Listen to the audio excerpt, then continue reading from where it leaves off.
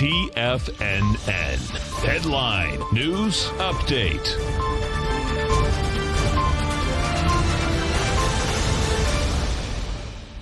Hi everyone, Basil Chapman here for the Tiger Financial News Network. 10 a.m. update. The Dow is up 28 to 34,163. Interesting, on this 5th day of May, we're really into May right now. And look at the rectangle between 34,256 on the 16th of April to the 33,687 low of, I think it was the 18th. Let me just double check the date of the 16th.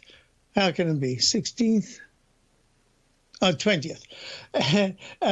We've been in rectangle formation, and this is the 13th session, and this can go on for a little while. These narrow rectangle formations can last a lot longer than your patience. It just needed an eye blink up today to get to the 34,257 level, and that would have been a new all-time high. And the high was 34,217. Interesting, huh? And what we are looking at in the days here, I'm going to talk about that in my show coming up, the Tiger Ignitions Hour. What happens as the day unfolds with the expectations of what should happen, what could happen, what didn't happen. And that's going to be what happens after 1:30 this afternoon. It's going to be really, really important. The S&P is struggling. It's up quite nicely. It's up 10 at 41.74. It was up a little more.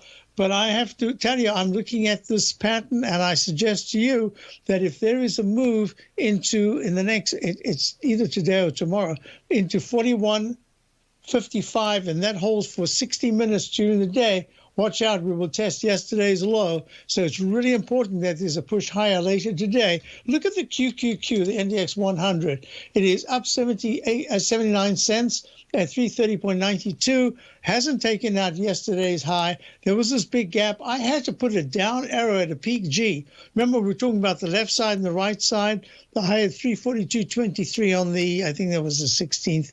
On the 16th, and then the recovery high at 342.80 a week and a half later, and that was on the let me tell you exactly what it was, on the 29th of April. Look, the technicals were very weak. The IWM today is down. It is very weak, and gold is holding quite nicely here. It's up about 7 points. Dollar is struggling. There's a lot to talk about because crude oil did have a nice rally. Look at this. It's up at 66.52. I'll talk about that in my show coming up. The Tiger Ignitions Hour. Check out my opening call daily newsletter.